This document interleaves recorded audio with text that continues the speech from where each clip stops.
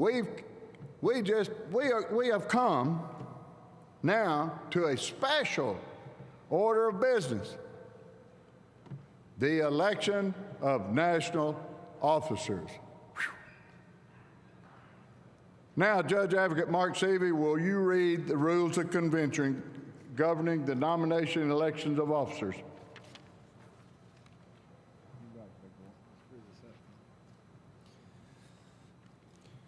The rules for election of national officers are as follows.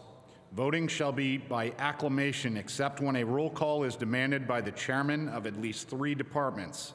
Election of national officers shall be by roll call. Prior to the election of national officers, the national commander shall appoint, subject to the approval of the convention, a judge of election and such number of tellers as he deems necessary, provided that the total tellers so appointed shall be an odd number. In a contested election, each candidate going to the ballot shall be entitled to 1 teller of his choice. Nominations for national officers shall be from the floor on roll call of the departments alphabetically arranged. Each department may present as many candidates as it chooses. Nominating speeches for national officers shall be limited to 5 minutes each. Not more than 2 seconding speeches shall be made for any candidate, and said speeches shall be limited to 3 minutes.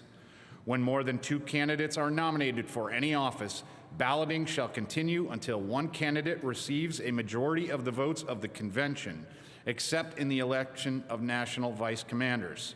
In a contested election for national vice commanders, balloting shall continue until A, majorities, and B, pluralities are established for 1 or more candidates under the following provisions.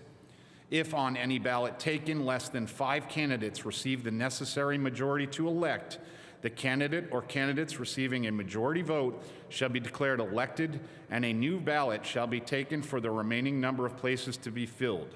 The candidate receiving the lowest number of votes on the preceding ballot shall be disqualified, except should 2 candidates remain to fill 1 place, a new ballot shall be taken.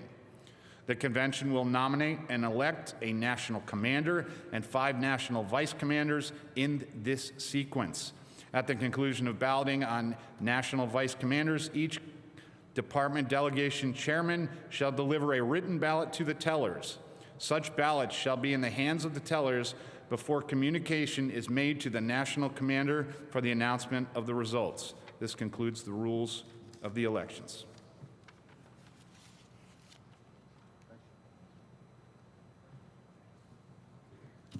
Thank you, Judge.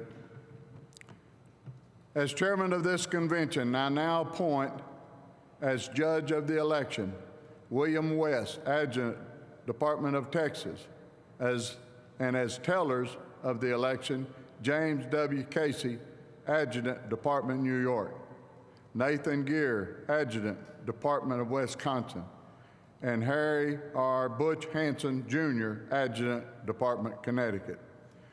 Will the judge and tellers of the election please come forward?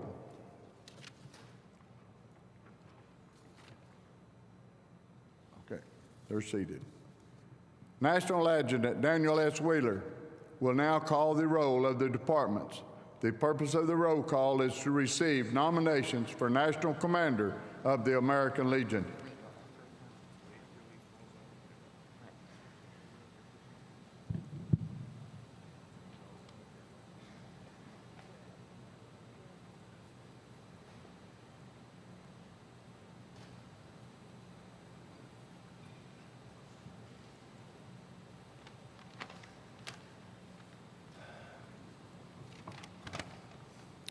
Alabama.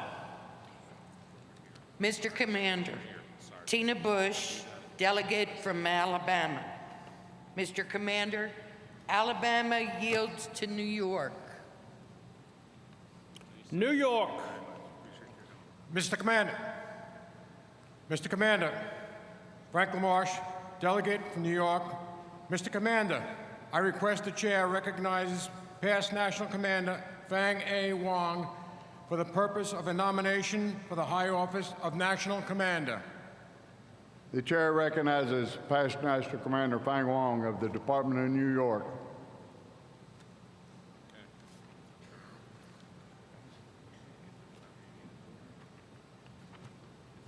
Thank you, Mr. Commander. Good morning, ladies and gentlemen. It is my honor and privilege to stand here today to place in nomination a name of an outstanding Legionnaire and a good friend of mine to lead us through the year 2022-2023.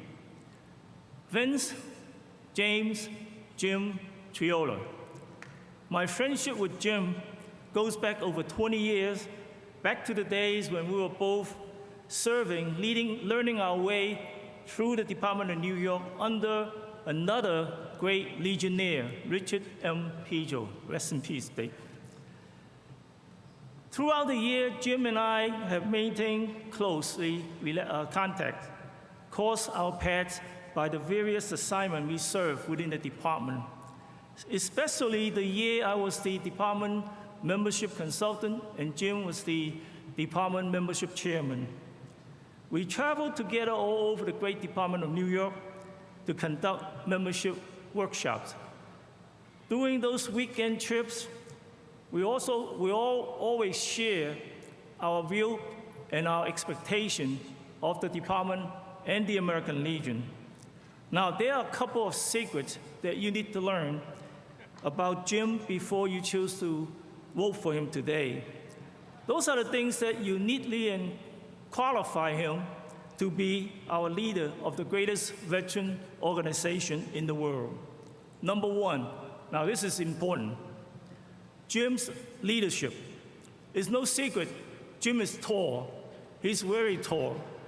So he can look far ahead into our future. Because he's tall, he automatically commands respect for most people because we all have to look up to him. Especially those little children rowing his bus to and from school every day.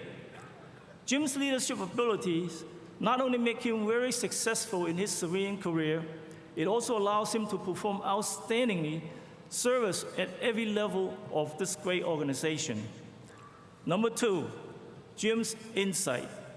Recently, I came across a letter, and I'd like to read a portion of the letter to you. Quote, "Sir, I am Matt Flynn. In 1997, you helped me go to Boise State, which was a prerequisite for Congressman Ben Gilman to nominate me for the U.S. Air Force Academy. Going to the U.S. Air Force Academy was a lifelong dream of mine. I graduated in 2002 and now a lieutenant colonel. I went to pilot training just after graduation and flew KC-135s in combat in both Iraq and Afghanistan and many other places around the world. I volunteered for MQ-1's drones, as we all know, in 2010 and flew remotely in Iraq, Afghanistan, and the Arabian Gulf.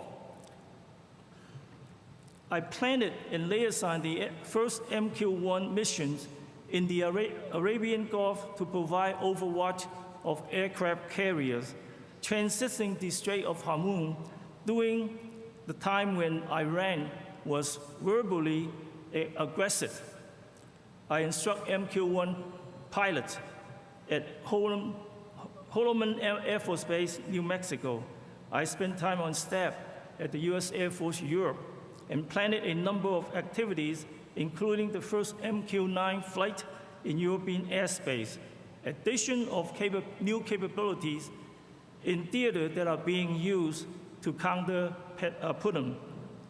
Co-wrote the U.S. Air Force portion of the Secretary of Defense and the President's response to Poland when they offered $2 billion for the strategic basing of U.S. forces there, and sat with Polish delegations across the table discussing the particulars in Warsaw.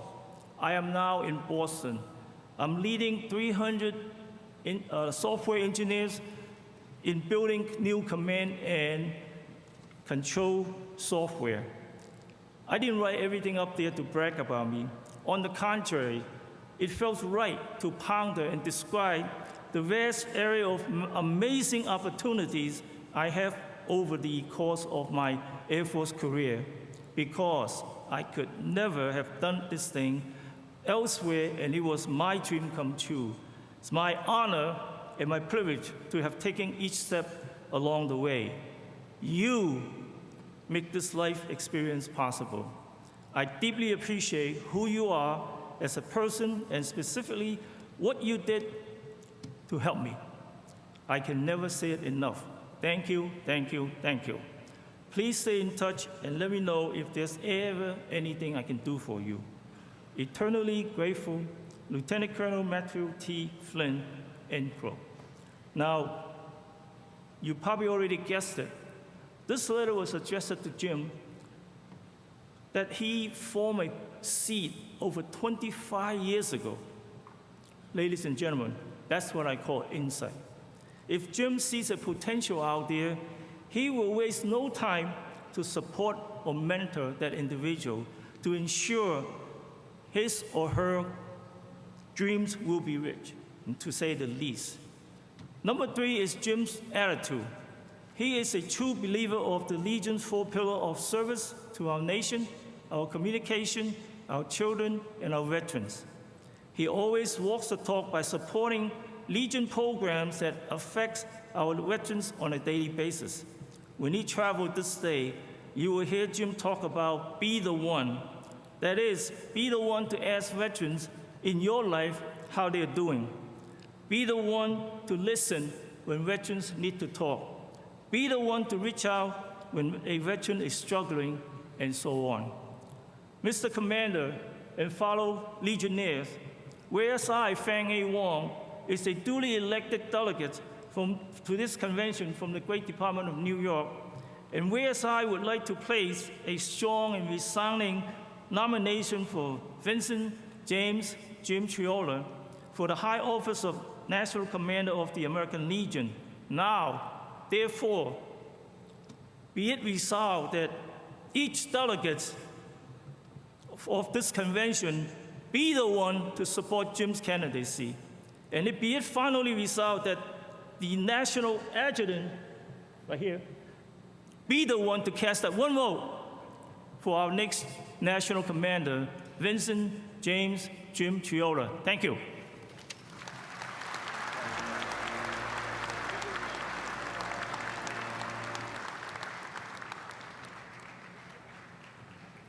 Continuing the roll call. Alaska. Mr. Commander, Mike Downs, delegate from Alaska. Mr. Commander, Alaska yields to Kansas. Kansas. Mr. Commander, Mary Krupko, delegate from Kansas. Mr. Commander, I request that the chair recognize Dan Wiley for the purpose of seconding the nomination for the high office of National Commander. The chair recognizes Dan Wiley.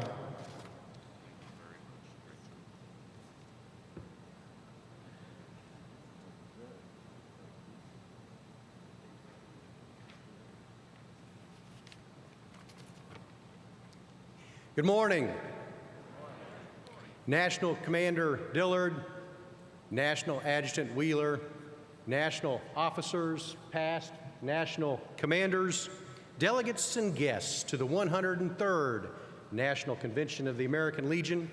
I am Dan Wiley, a delegate from the state of Kansas, and it is my distinct honor and privilege to second the nomination of Vincent James Jim Treola, representing the Empire State of New York, to the high office of National Commander of the American Legion. A paid-up-for-life Legion member and a member of the Sons of the American Legion at the William E. Du Bois Jr. Post 1682 in New City, New York, Jim has served in numerous leadership positions at all levels of the American Legion. At the post level, Jim served as membership chairman, oratorical chairman, vice commander, and commander. He held these same positions at the county level, and during his time as Rockland County commander, he served on the Military Academy Review Board and the Veterans Advisory Committee for United States Congressman Benjamin Gilman. He served the 9th District of New York as oratorical chair, adjutant, legislative chair, vice commander, and commander. For the Department of New York, Jim served on the faculty of the New York American Legion College as a department membership chairman, chairman of the Centennial Task Force for the Future, a consultant to the Americanism Committee, and as department commander in 2010-2011. At the national level, Jim has been a member of the Membership and Post Activities Committee, the Committee on Children and Youth, the Citizens Flag Alliance, and the National Security Commission. He has served as chairman of the Veterans Employment and Education Commission, and most recently, the Legislative Commission. Jim served as National Vice Commander in 2016-2017. Jim credits much of his success in the American Legion to those in his post who mentored and sponsored him. Jim has an even greater lifelong commitment in his wife of 48 years, Severia, with whom he has 2 wonderful daughters and 3 awesome grandchildren, all of whom are members of the American Legion family. Jim has served his family, his country, and the American Legion with honor, and now he will admirably serve as your American Legion National Commander with his theme of Be the One. As a duly registered delegate, I proudly second the nomination of Vincent James Jim Treola to be your next National Commander.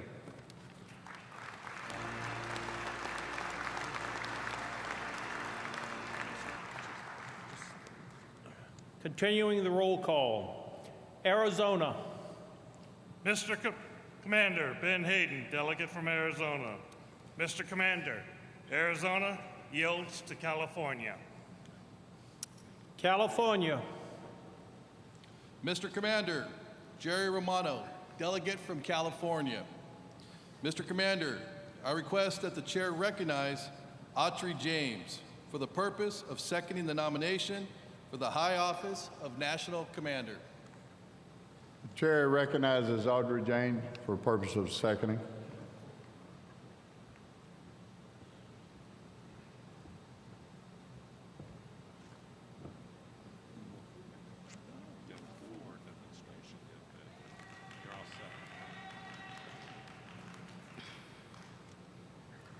Good morning, everyone. National Commander Dillard, National Adjutant Wheeler, National Officers, past National Commanders, past delegates, members of the American Legion family, and guests to the 103rd National Convention. I'm Autry James from the Department of California, and it is my honor and privilege to stand before you and second the nomination of Vincent James Jim Treola from the great state of New York for the high office of National Commander of the American Legion. A year after graduating from high school in 1968, Jim followed his father's example of service and joined the United States Navy. Jim's father was a member of our greatest generation, serving in the military intelligence while in Germany during World War II. While in the Navy, Jim chose one of the oldest professions of the sea service, and he became a boatswain's mate. Jim served on board the USS Nitro, an auxiliary ammunition ship and part of the United States Navy's Sixth Fleet from 1970 to 1971. As a boatswain's mate, Jim was one of the crew members at the operational core of the ship, ensuring the ship was ready to carry out all its missions, whether it was relocating ammunition from one station to another or the underway replenishment of other ships in the fleet. Jim left active service but continued to serve the nation as a naval reservist until 1974 when he was honorably discharged. As a boatswain's mate third class and began his post-career service. Jim proudly served this nation with honor and will proudly serve the American Legion as its next national commander. As a duly registered delegate to this 103rd National Convention, I proudly second the nomination of Vincent Jim Treola to be our next national commander.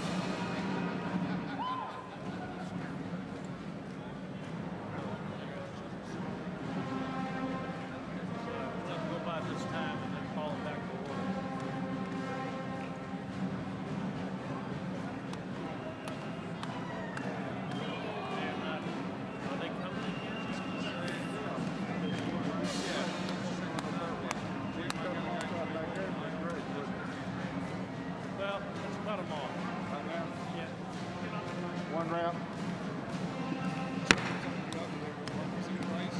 Call convention back to order.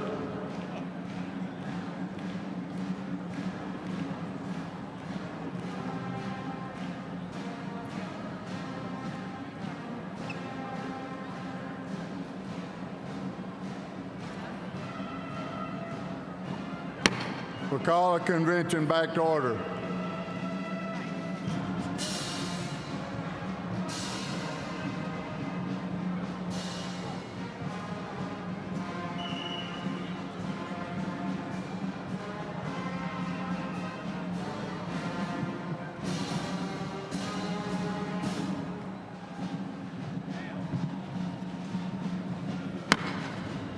The convention will come to order. All delegation chairs, please proceed to a floor microphone.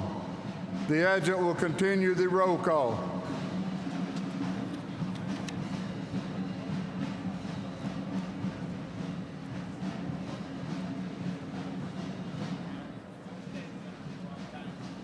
The adjutant will continue roll call until completed.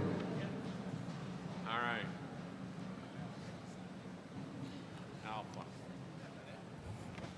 You're going to have a whole bunch of them coming to this microphone. Arkansas.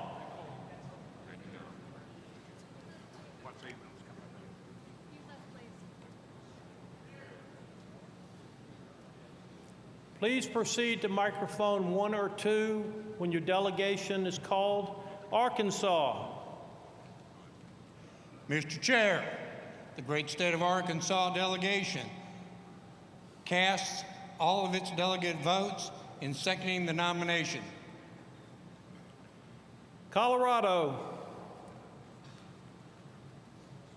Mr. Chairman, Colorado casts all its delegate votes to Jim Treola.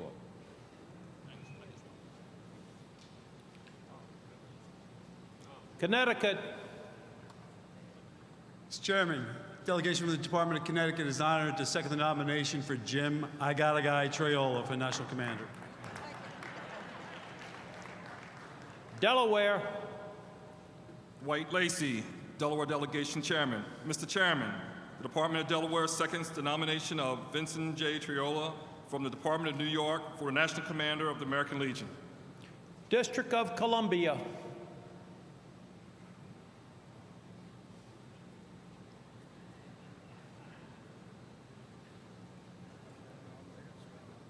District of Columbia.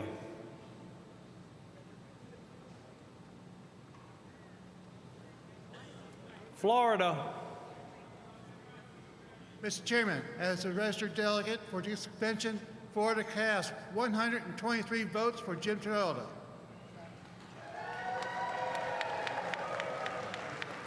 France.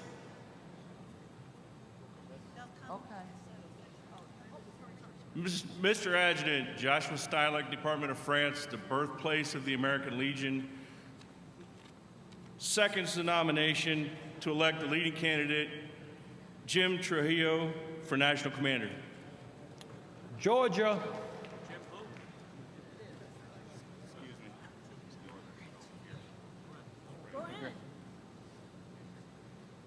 This is Georgia. This is Randy Goodman, alternate NEC for the Department of Georgia. Cast all votes for Jim Treola. Hawaii. Fran Riddell, NEC, Department of Hawaii. Hawaii proudly casts all its votes for Jim Treola. Idaho. Jenny Cash, Delegate Chairman for the state of Idaho. We cast all our votes for Jim Treola. Illinois. On behalf of the Department of Illinois, as Delegate Chairman, we proudly support Jim Treola as our incoming National Commander, and we proudly second that nomination also. Thank you. Indiana. James Dobby, Indiana delegation seconds the nomination for Jim Treola. Iowa. Bob Ward, delegation chairman for Iowa. Iowa proudly seconds the motion for James Treola. Kentucky. David King, authorized delegate, Department of Kentucky, seconds the nomination for Jim Treola. Louisiana. Charlie Oquine, NEC, from Louisiana, delegate to this convention, proudly seconds the nomination of Jim Treola for National Commander. Maine.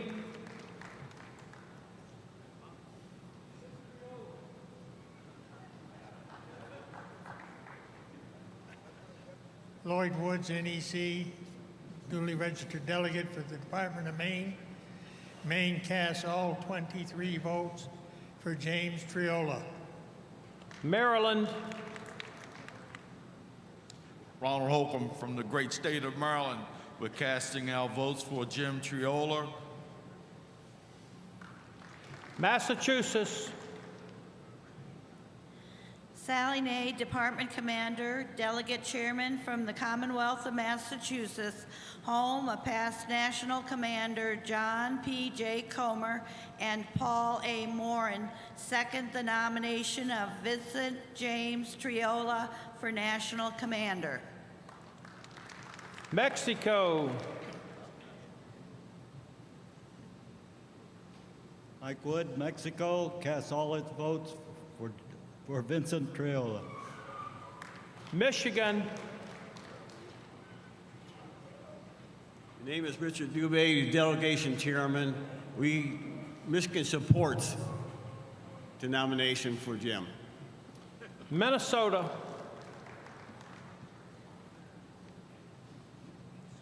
Tom Ferland, delegation chair for the Department of Minnesota. Minnesota proudly seconds the nomination for Vincent Treola for National Commander. Mississippi. Steve Sweet, Department Delegate from the Department of Mississippi, seconds the vote for Jim Treola. Missouri.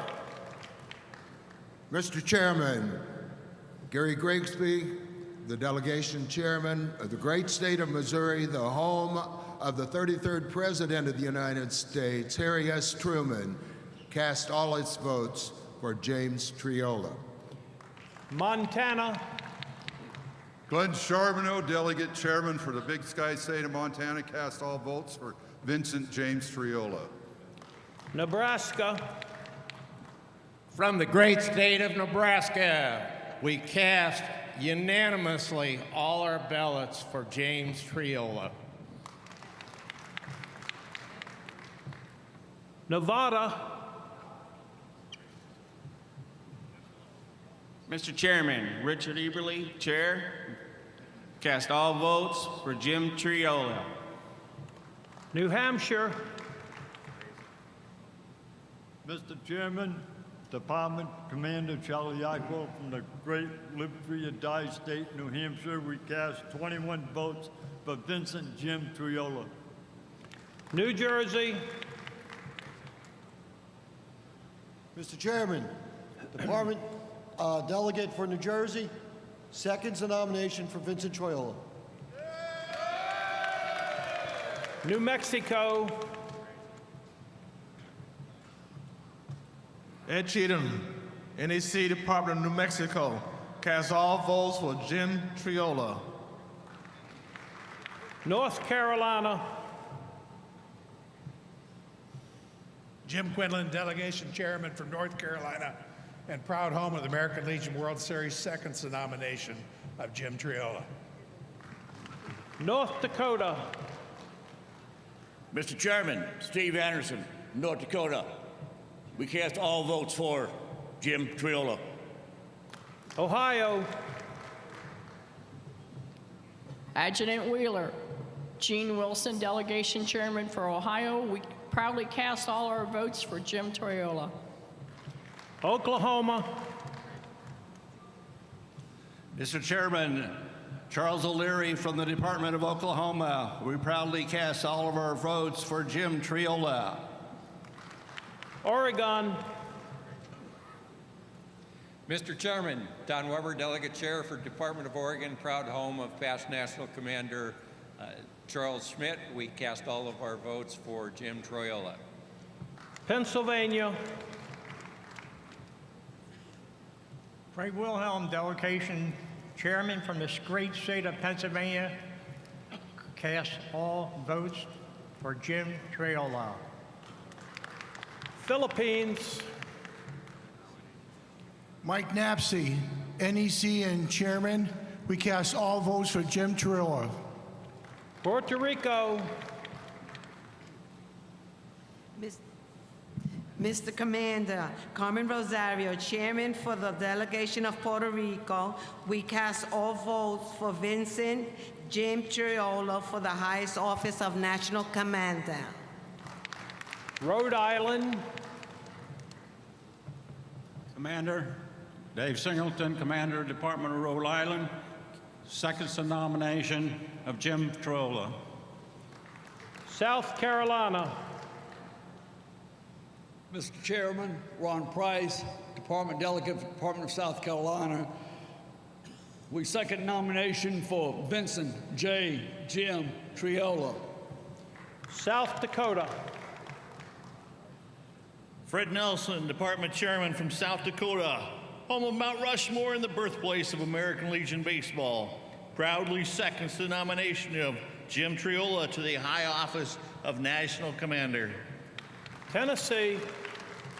Mr. Chairman, Lanny Culver, Commander, Department of Tennessee, seconds the motion for Jim Treola for Commander. Texas. Mr. Commander, Brett Watson, the Delegate Chairman from the Lone Star State, where we know a guy and we support and cast all our votes for Jim Treola. Utah.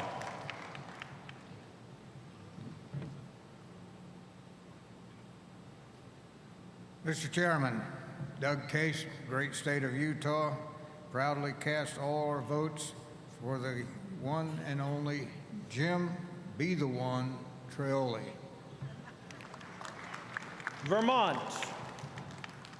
Chairman, Catherine Tester from the great state of Vermont casts all our votes for Jim Treola. Virginia. Frank Hilliard, Delegation Chairman, seconds the nomination. Washington. Rick Susi, Delegation Chair from the Evergreen State, Washington, seconds the nomination, Jim Treola. West Virginia. Mr. Chairman, Tom Hicks from the great state of West by God, Virginia, proudly cast all our votes to Jim Treola. Wisconsin. Department Commander Julie Muley, authorized delegate from Wisconsin, cast all votes for National Commander for James Treola. Wyoming. Doug Johnson, duly authorized delegate from the great state of Wyoming, support and second the nomination of Vincent James, Mr. Midge Treola. District of Columbia. While the Rochelle Clarkstown Commander and Delegation Chair, we support Vincent Jim Treola. Mr. Commander, there are no further nominations for the high office of National Commander.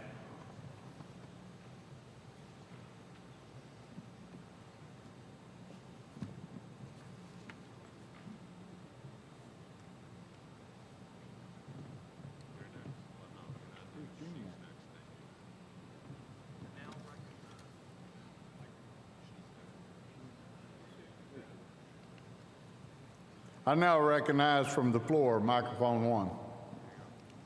Mr. Commander, Gene Wilson, delegate from Ohio. Mr. Commander, I move we suspend the rules of this convention pertaining to the election of the National Commander and the national nomination and election of the National Vice Commanders, which rules shall be reinstated at the conclusion of the election for National Vice Commanders. There is a motion before us to suspend the rules of this convention pertaining to the election of National Commander and the nomination and election of National Vice Commanders, which rules shall be automatically reinstated at the conclusion of the election of National Vice Commander. Is there a second?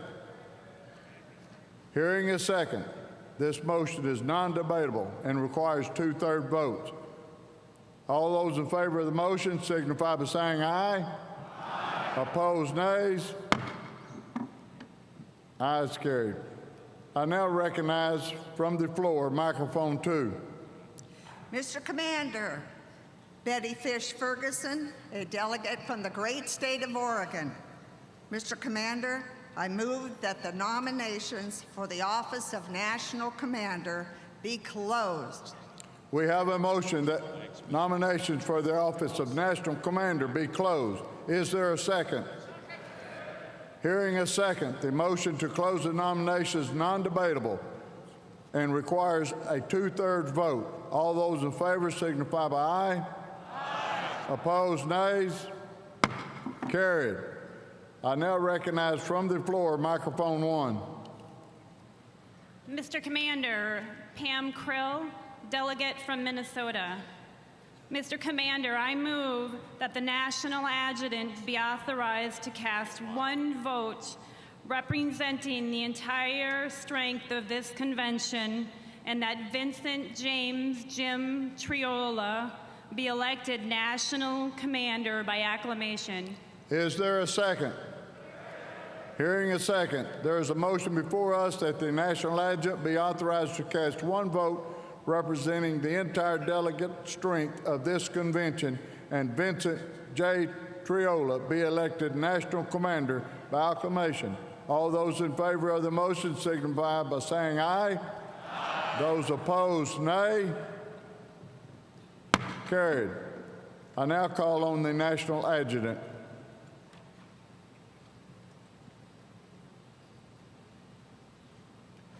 As National Adjutant, I cast 1 vote representing the entire delegate strength of this convention for the election of Vincent James Treola as the National Commander of the American Legion.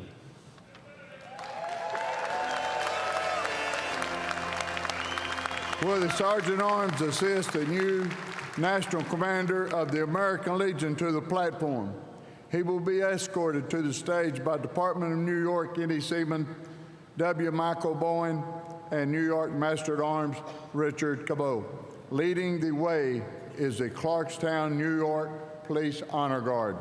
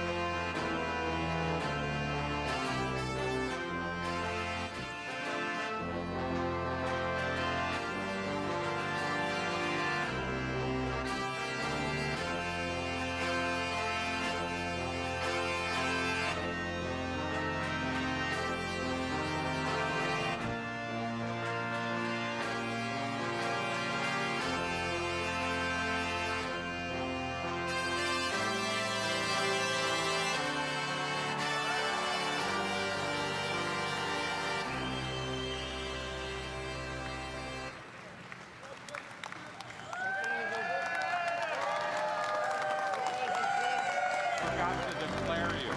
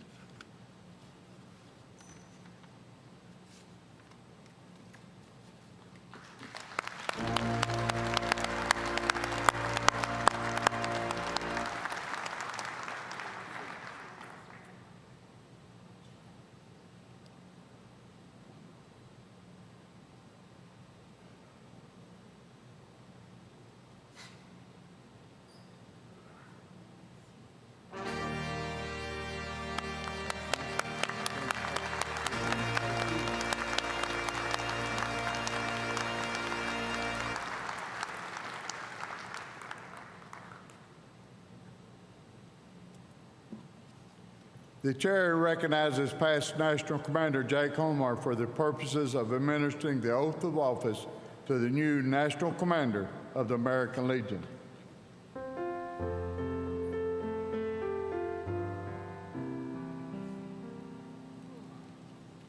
Commander Jim, what an honor it is for me to be here at this time to present your oath of office. You'll raise your right hand and repeat after me, giving your name, where I give mine. I, John P. J. Cohen, I, Vincent James Treola, do solemnly pledge myself do solemnly pledge myself to perform faithfully and impartially to perform faithfully and impartially the duties of the office of the National Commander of the American Legion. the duties of the office of the National Commander of the American Legion.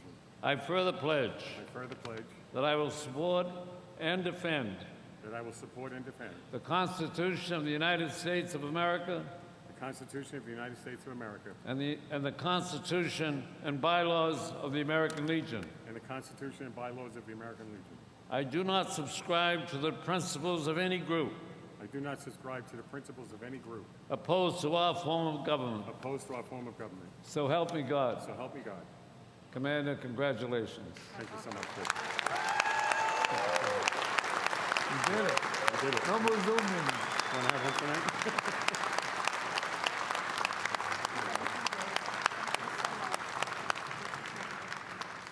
Ladies and gentlemen, the 2022-2023 National Commander of the American Legion, Vincent J. Jim Treola.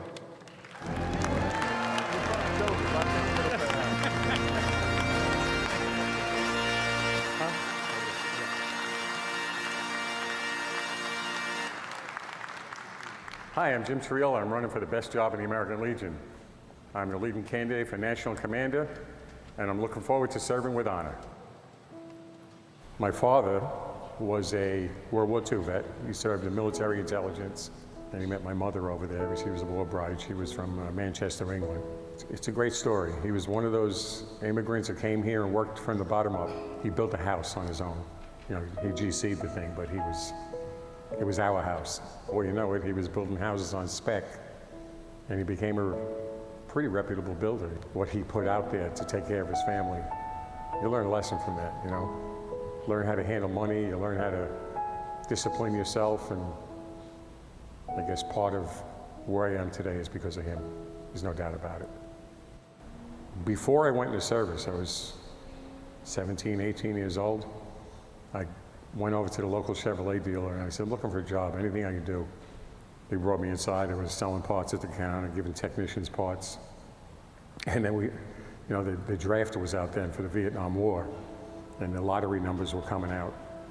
Figured I'd like to go to sea, you know, and in those days it was, you know, join the Navy, see the world, and they were right, because I did see the world.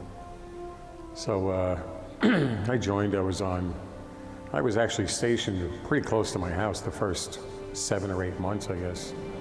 And then I got my orders, I guess, in November of '69 to report to duty in Davisville, Rhode Island at USS Nitro, which is an ammunition auxiliary ship.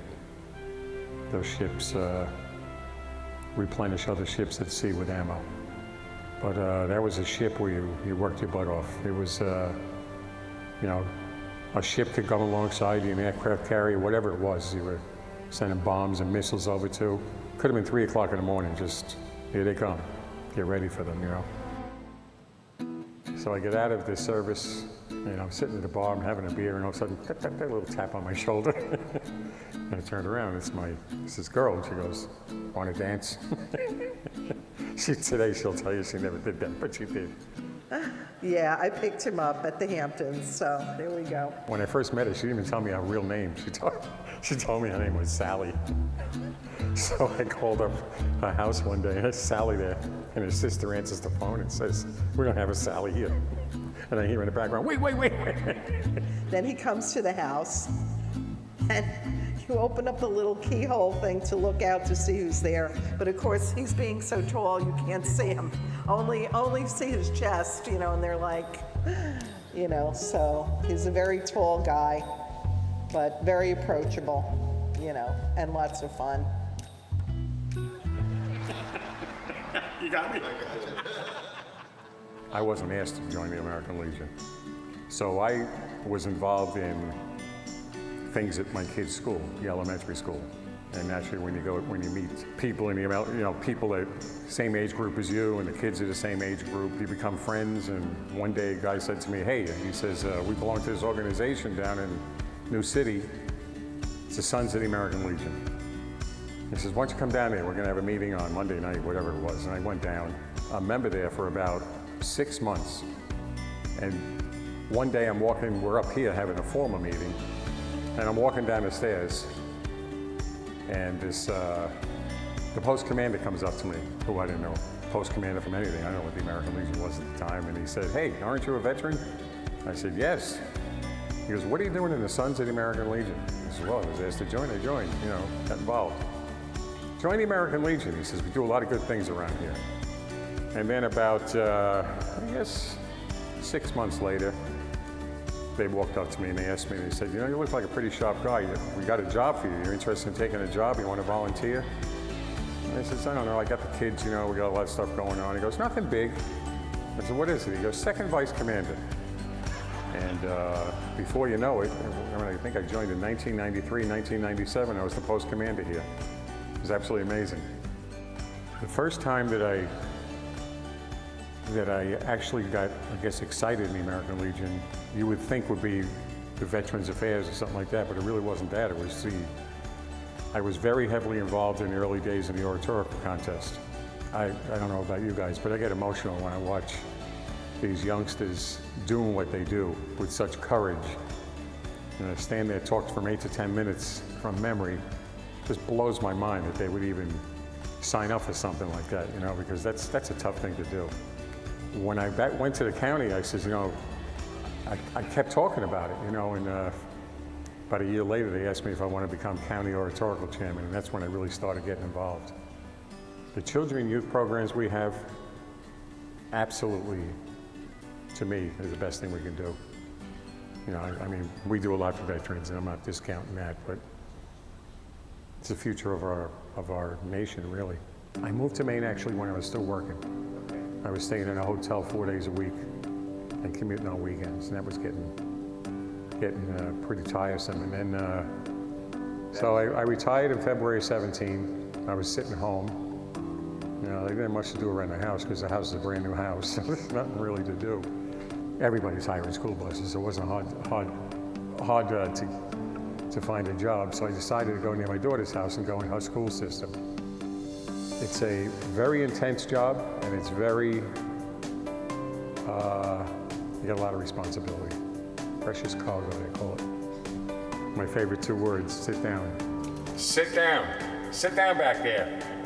Stop putting your hands outside the window. You know, the first thing a student sees in the morning is the bus driver, so that's how they start their days. You know, the day, if the bus driver's grouchy, they're gonna be grouchy. If the bus driver's happy-go-lucky, generally they'll get into school and they'll be like that, you know.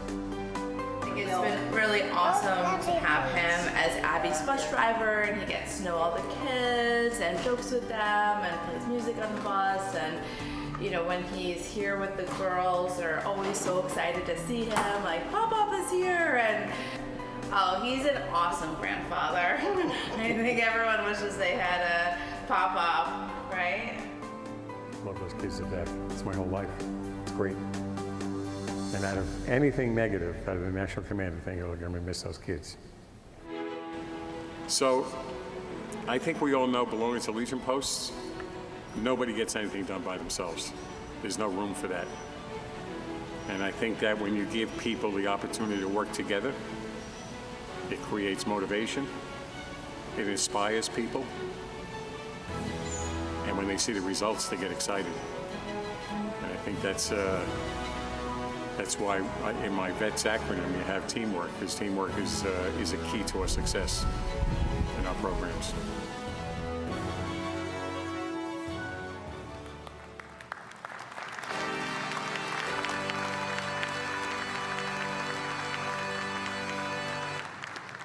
Good morning, American Legion family.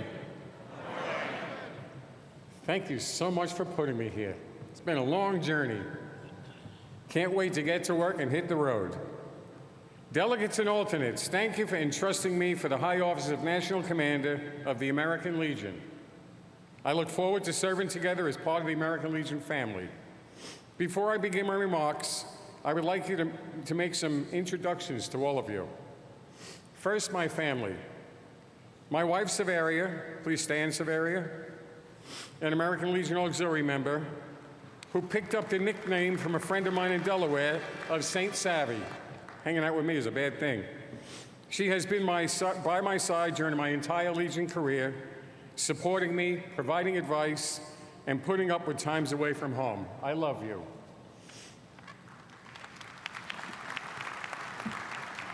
My youngest daughter, Jeanette, also here today, please stand, Jeanette, also an American Legion Auxiliary member, who also is a staunch supporter of what I do for the American Legion and in my professional career.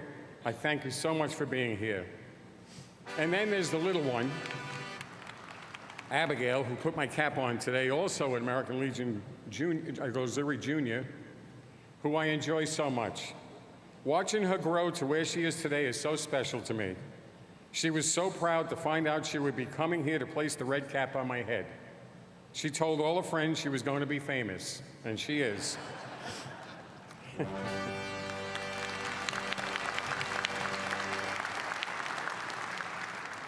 My daughter Laura, who is home, is Abby's mom, was unable to attend today.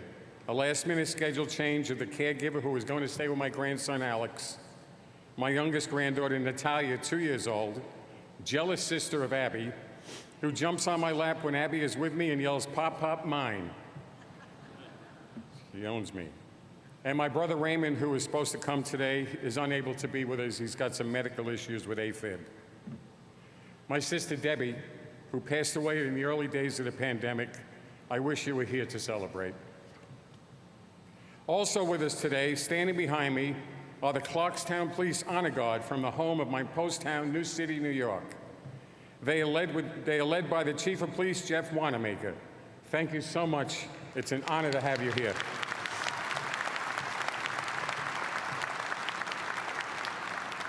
This is the second time they have led me up the aisle and took the stage. They were present during my election as New York Department Commander.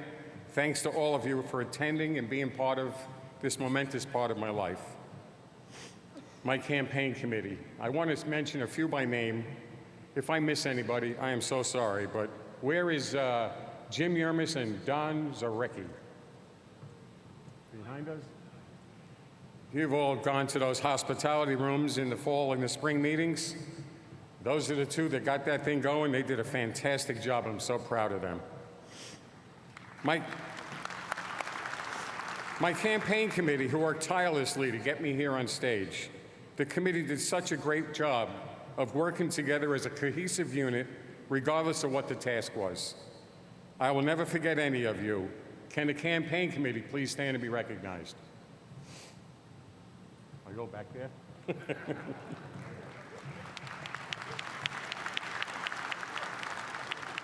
In particular, Reen Van Meulen, who kicked off my campaign in its early stages and did a magnificent job.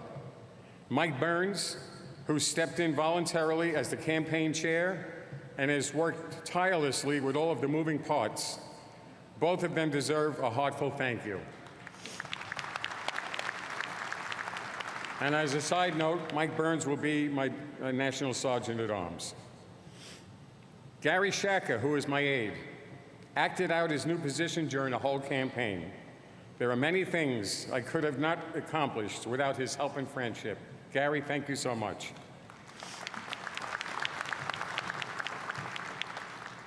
And if I could get the past national commanders to please stand and be recognized.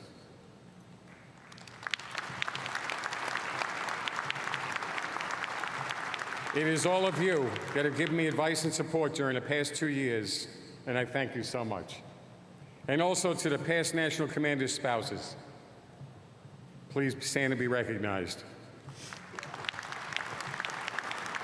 I want to thank you so much for offering advice and support to my wife, who desperately needed that help. Thank you.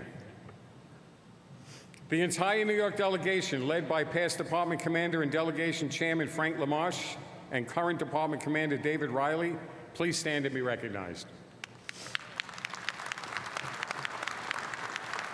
You can't even see them from here.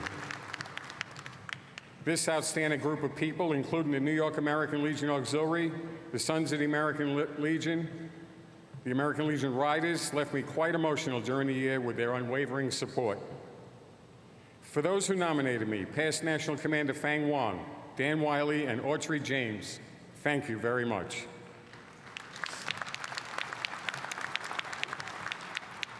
Thank you to past National Commander Comer for installing me. The oath of this office is solemn to me, and I will commit myself to live up to it every day. I am grateful for National Commander Paul Dillard's strong leadership and advocacy for veterans during this past year. National Adjutant Dan Wheeler, thank you for all the orientation, training, and guidance you have provided in order to prepare me for this honor. I would be in deep trouble if I didn't recognize this next individual. He's a longtime friend, confidant, and ear to listen to me on rants, requests for advice, mentor, and just a good guy. His Department of New York Adjutant, Jim Casey.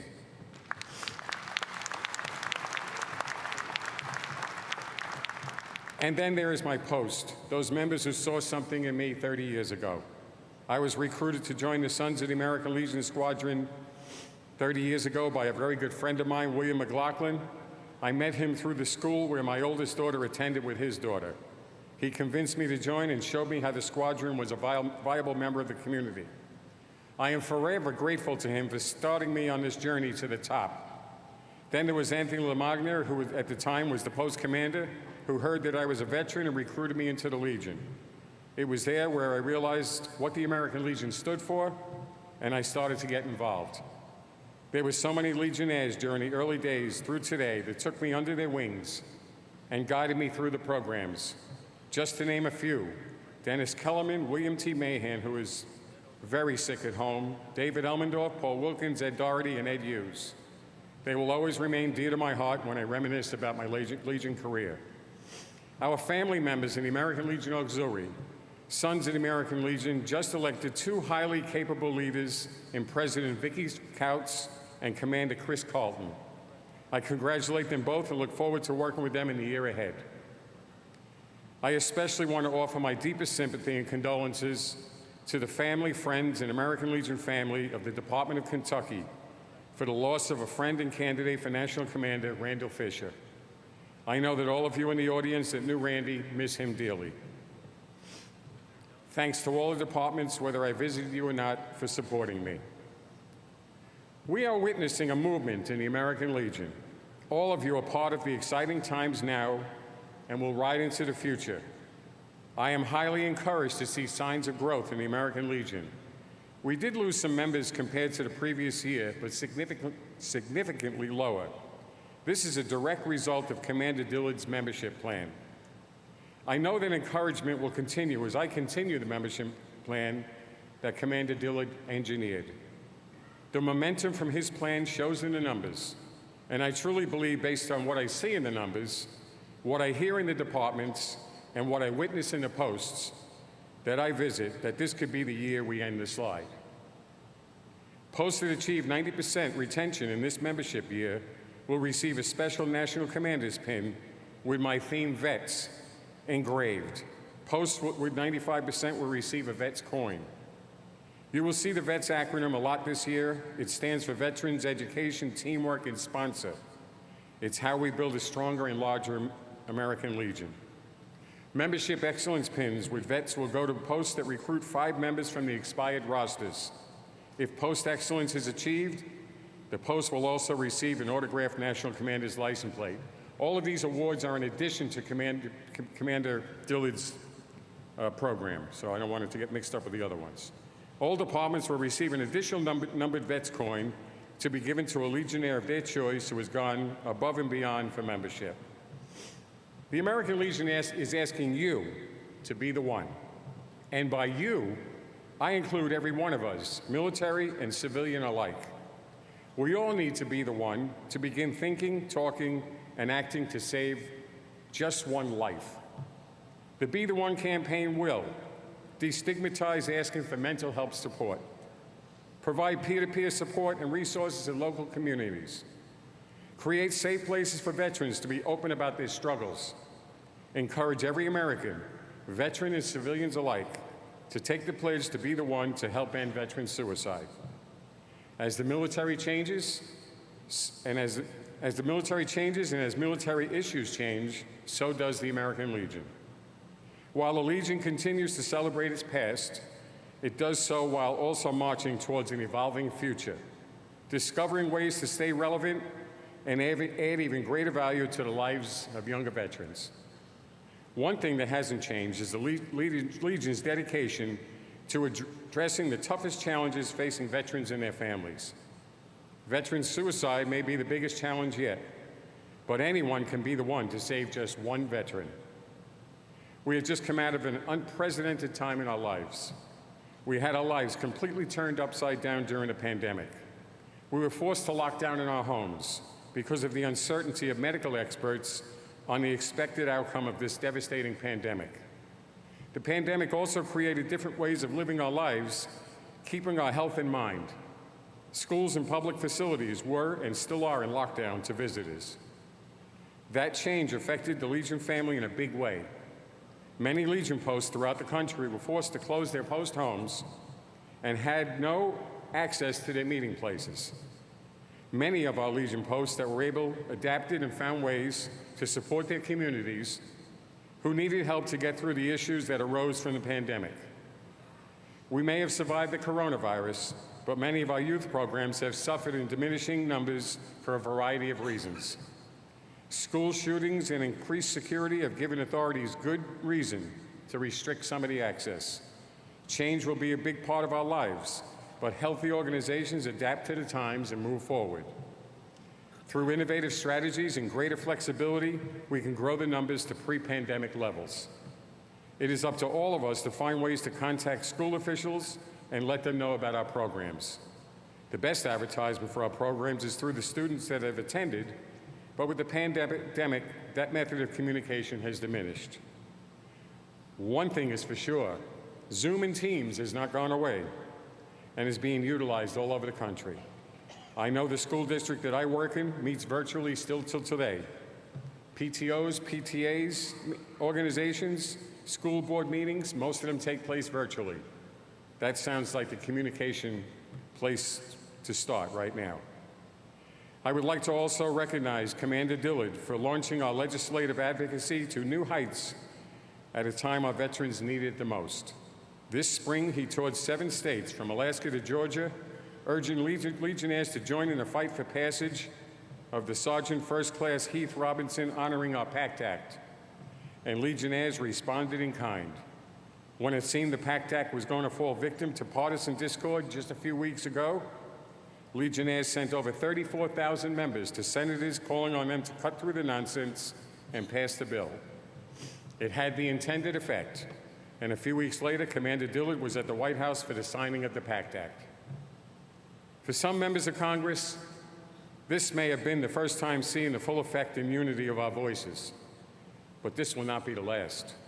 We must take the spirit and message of the Be the One campaign and pass comprehensive mental health care legislation for veterans, including establishing a National Buddy Check Week. To do this requires modernizing VA facilities that are more than 50 years old on average. We must never forget that suicide continues to be a problem in the active duty ranks as well. Every Legion post located near a military base should provide a welcoming environment to those still serving. While we will always stand strong against illegal immigration, we must honor immigrants who have worn the uniform of the United States military.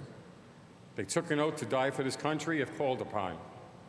Those who serve honorably should receive their citizenship before leaving active duty.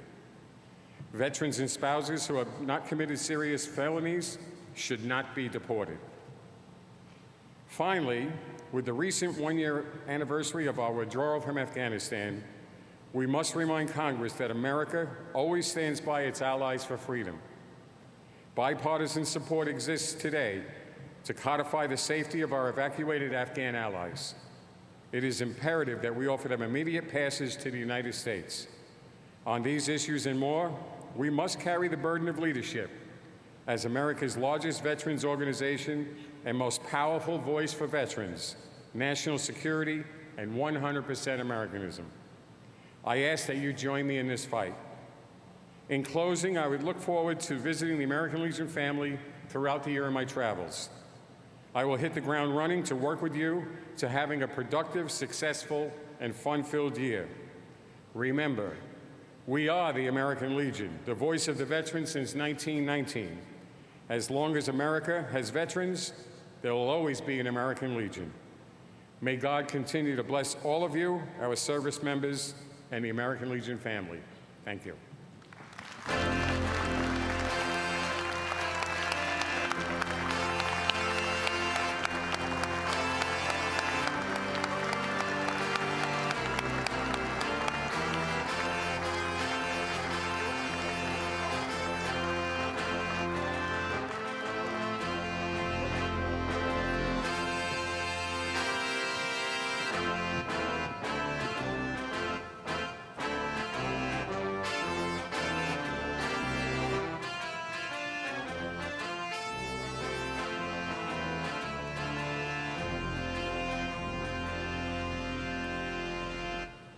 Ladies and gentlemen, as a point of personal privilege, I would like to call on Barbara Wong wife of past National Commander Fang Wong, for a presentation by the first spouses to the new First Lady of the American Legion.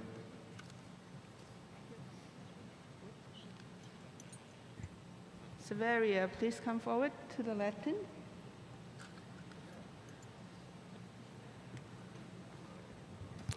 On behalf of all the former First Ladies and the former First Gentleman, I welcome you to be the newest First Lady of the American Legion and present you with this pin to wish you and Commander Jim a very happy very successful year and very healthy life always. Thank you so much.